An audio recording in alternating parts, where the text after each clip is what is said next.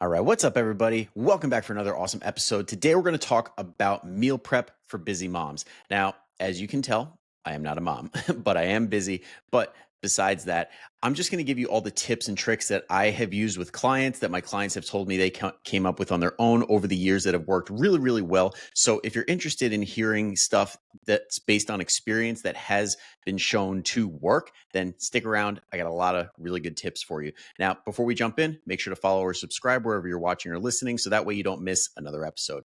Now, let's start with tip number one. When it comes to recipes, when it comes to meal prep in general, it's awesome to embrace the concept of set it and forget it.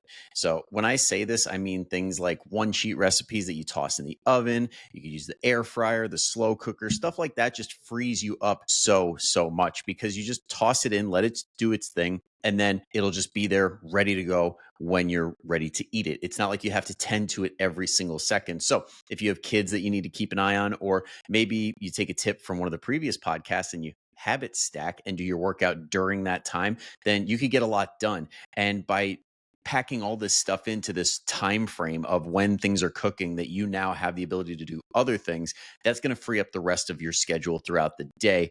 Hopefully. I know when it comes to the kids, they always find a way to add more to the calendar and add more to your schedule. But the best case scenario would be doing what you can ahead of time, like certain recipes like this. So it can really, really help to go and just take a look and see online. Are there places that you can check out these recipes that already have the macros in there? So that way you don't have to go ahead and add more time onto your calendar or your day where you have to add in every single ingredient into your tracker. Instead, just let somebody else do it for you. Okay. Get the macros off of whatever the website is. Once you go past their life story in the blog to finally get to the recipe, just check if it has calories, protein, carbohydrates, and fats. And if they have fiber in there, even better. And also sugar, like if you're keeping tabs on your sugar and salt. So cater it towards your specific situation and based on what exactly you need to be tracking if you are tracking. My next one is get in the habit of cutting up your vegetables and cooking your proteins before you even throw them into the refrigerators. If you, like right now, I'm filming this on a Sunday. Let's say you are going grocery shopping on a Sunday. Make it a rule that the veggies only make it into the fridge once I have cut them up. And if you want to save yourself even more time, get one of those. Oh, I wish I looked up the name of these things, but basically, I'm going to have to Google it at some point, but they have settings that you can cut things on. Basically, it's just you lift the handle, you press it down onto the vegetable, and then bang, it all comes out cubed. Or you put a certain type of blade on there and you just go back and forth. I want to say it's a julienne, but I'm not 100% sure. And that way it comes out uniform over and over and over again. And the risk of you cutting yourself with a knife or something is way lower, and it's so much faster. So let's say you like diced tomatoes in your salad. You just take the tomato, like cut off the ends and take out the stem if it's still in there. Okay. And you just plop it in and go one. And instead of doing that for 5 minutes trying to cut it all up because you're not Gordon Ramsay with the knife, okay, you just slam it down and it's kind of like the slap chop, bang, and it's done. So you could do that. And when it comes to cooking protein, refer back to my last habit. So let's say you have a bunch of chicken, toss it into the air fryer or toss it into the oven and just cook it up. So it's like roughly around, I like to aim for 140 to 150 degrees internal temp because we want to get to 165 to make sure that it's safe and healthy to eat. So let the microwave take care of that later in the week. Or if you throw it back on the pan and you cook it back up, give it that like 10 to 20 degrees that will lead to it heating up. That way it's going to have a better texture and it's less likely to get overcooked and less dry. I'm talking chicken, but you can apply that to a bunch of other stuff as well. But do not eat it. I got to say this, do not eat it until the internal temperature is high enough where it is safe to eat. And if you want, just go ahead. If you're like new to cooking, go ahead and look at Google and just say Google internal temperature for ground beef or for chicken breast and be very, very specific because different things have different temps. Like ground beef is different than steak because it's all mixed together. So the chances of something getting you sick is higher than if you were to do steak. That's why people can get away with eating raw, or not raw, but like super rare steak because all the bacteria is on the outside, not mixed up all together. And it's all on the inside as well. Just quick tip on that. So always, always, always check internal temps. And if you plan on eating it later, aim just below that. Next is lazy prep. This is one of my absolute favorites. This is what I do pretty much all the time. It's like if you're already cooking something, whether it's breakfast, lunch, or dinner, and you know you're going to be having it again the next day or two, then just cook extra in the moment. So that way you don't have to also add in the cleaning up everything and cutting everything, cooking everything at a separate time, and all those different little things that add time on, kind of like a superset when you're in the gym. It's kind of like instead of doing a straight set where you do one exercise, take a rest, do another exercise, take a rest. But instead, you make it a circuit and you go exercise 1, 2, 3, then rest. You save a bunch of time on that middle part. Same concept when it comes to lazy prep. It's already there, the pan's already hot, toss it in. And that way, you're good to go. You don't have to block out some extra time where you have to meal prep on the weekends and you have to say, oh, I didn't do it this week. It's like, no, I'm already cooking. So bang, let's just toss it in. Okay. Very, very simple. Does not need to be complicated. Next is one that I actually threw in last week I think I threw it into the healthy breakfast ideas, is frozen or canned. And I also added in pre-cut when you want to save on time. But when it comes to frozen, simple steamable things that you can buy in the grocery store, like vegetables, throw it in the microwave for, I think most of them are like a minute or two, maybe 3 minutes, and it's done. And while it's cooking on its own, you don't have to tend to it. You can cook other things. So we're saving a bunch of time in micro amounts that are going to add up. And then same goes for canned. A lot of that stuff is like pre-cooked already, or it requires just being heated up for a brief moment in time, or like beans, you can pretty much just rinse them real quick and then toss them right in, and a couple minutes and they're good to go. And then pre-cut, one of my favorite things. It is a little bit more expensive, but if you just want to pay the lazy tax and you have the means to, why not? Just get the stuff that's already pre-cut. Or you could go to, I know I have a Lowe's Foods near me and they will cut it for you. You just bring the produce to this section and the guy will dice it all up for you. And I'm pretty sure they do that for free. It's like a nice little add-on that gets people coming back into the store. So see if your store has certain things like that that will make life easier for you. And while the guy's cutting it up, I mean, he could probably do it in 2 seconds, but you could also go grocery shopping and get your other stuff and then come back for it. So again, we're saving time. We're saving it all over the place. And then my final tip, this is a big one. This is one that drives me absolutely bonkers. And that is cook one meal, not one meal for yourself and another for your family because they're not on the train of trying to improve their health. You don't need like super duper organic, super high protein, soup, like all these like things that come into play when we think about our food. That it doesn't need to be the perfect meal all the time. Now, do we want those things to be included? Absolutely, but it doesn't need to be this meal that's pristine, that's like it's exactly what you would see out of a magazine where it's like, oh, it's got all the vegetables, it's got all the meats, it looks amazing to eat. It doesn't need to be that way. Like if your husband or your kids want some sloppy joes, then it's like, okay, let's do that. But can we sneak in some health? Like, can we sneak in some things without them noticing? Because a lot of times, if you say, I'm going to put this in instead of that, you're going to get the, oh, come on. Why is mom on a health kick? I just want it the way I want it. But if you throw it in there and say nothing, more times than not, they don't notice because it's not like they have Gordon Ramsay level palates where they're like, this is turkey, not beef. Like if there's a bunch of chili sauce on there or whatever you make your sloppy joes with, if there's a bunch of sauce on it, but the meat is a little bit leaner, chances are they're not going to notice. And then if they do, you'll be like, oh, that's weird.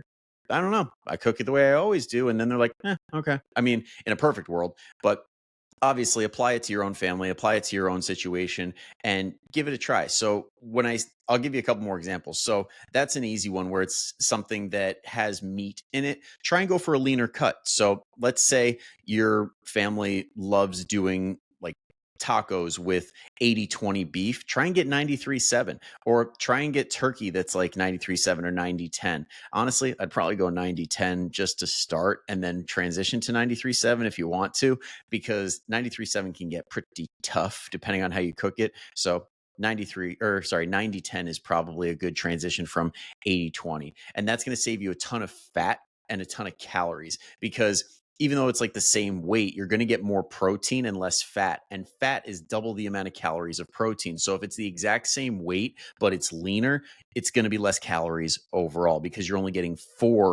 uh, calories per gram of protein instead of 9 calories per gram on fat.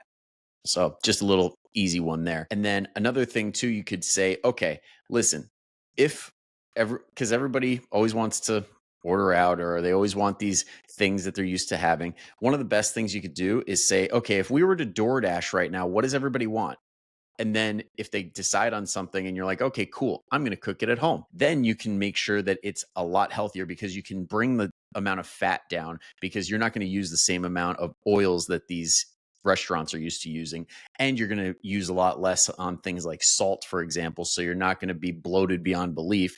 So if the family wants, say, I'll say Chipotle. Okay. Chipotle is an easy one. Instead of going there, getting it, even though Chipotle honestly is on the better end of the spectrum when it comes to grab and go stuff like restaurant style, they're not too bad. So I'm actually going to go Chick-fil-A, for example.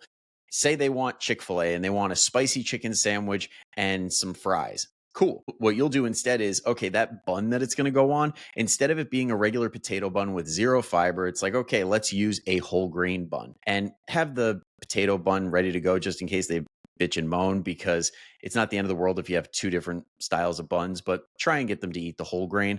And then when it comes to the chicken, instead of fried chicken, you could just do grilled chicken. Or if you want to bread it and everything yourself, that's cool too. Just bread it lightly so it's not at the same point. And then instead of frying it, you can bake it. And that's going to save you a ton of calories on all of those fats that are in the frying oil. And even if you do fry it, if you put it in olive oil instead of, I'm pretty sure they use not peanut oil, but probably a mixture of canola oil or olive oil, which again isn't the end of the world, but chances are you're going to be getting a higher quality oil that you're going to fry it in at home compared to in a restaurant, just because they're focused on getting profits and you're focused on health. So just difference in priorities, which is going to result in you getting a better quality meal. So you can do that as well. And on top of all of that, with the fries, you're not going to be frying those either. Or you could throw it into an air fryer and you can hand cut them instead of them having a bunch of preservatives, a bunch of salt on them. So you're getting a lot of benefit there just by hand cutting them yourself. Or like I said before, get one of those machines that you can slice it and it'll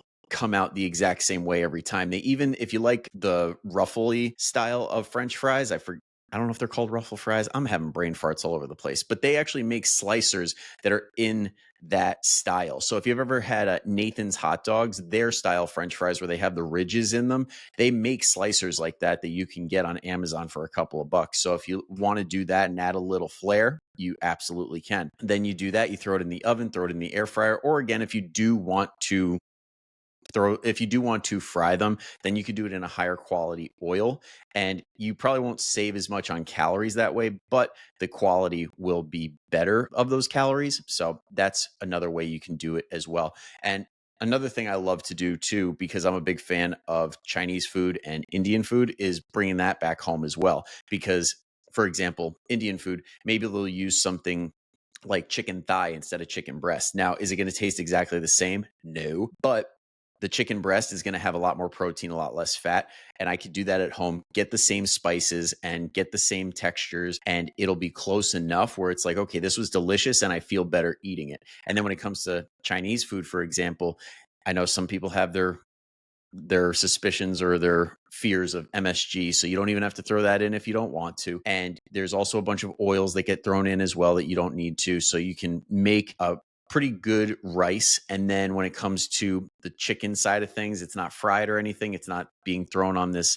grill that's a million other things have been cooked on. It's just that you could cook it all up and have it. And then when you look at it compared to, like, if you say went on your calorie calculator on your phone and you looked at Panda Express, for example, and see, okay, this is this many calories, and then you add it up with how you did it at home, don't be surprised if you save yourself hundreds of calories when you actually cook at home. And along with all of that, when you cook at home, you actually get to spend a little bit more time with the family if they're in the vicinity if they're not doing sports or homework or anything, as opposed to just grabbing something on the go like Panda Express, for example, dumping it on the table, and then everybody goes their separate ways. Like you can create this experience like, hey, I'm cooking this stuff, join me everybody, or let's have a sit down meal after the fact. So you can tie it into a little bit more family time as well now that we've got a little bit more time.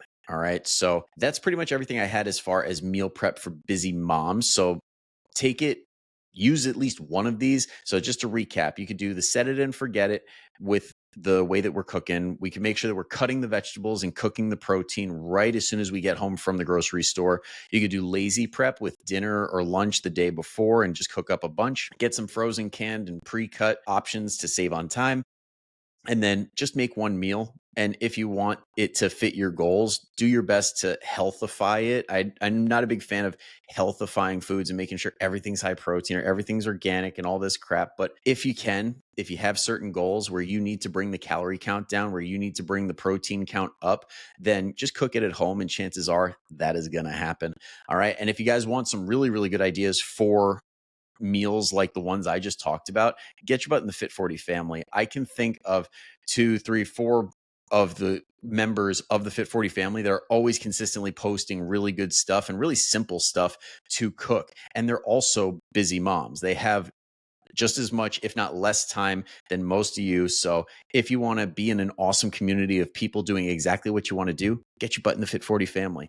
And if you want to take it to that next level and you want to have the accountability, the structure, and the support that is required to see lasting, lifelong change, then that's what Fit 40 coaching is for. So if you want to check that out and hop on a free call to see if it's right for you, go ahead and click that link down in the description or the show notes, wherever you're watching or listening. And that is that for today. So thank you for making it all the way through. Until next time, I'll see you later. But until then, go kick some ass.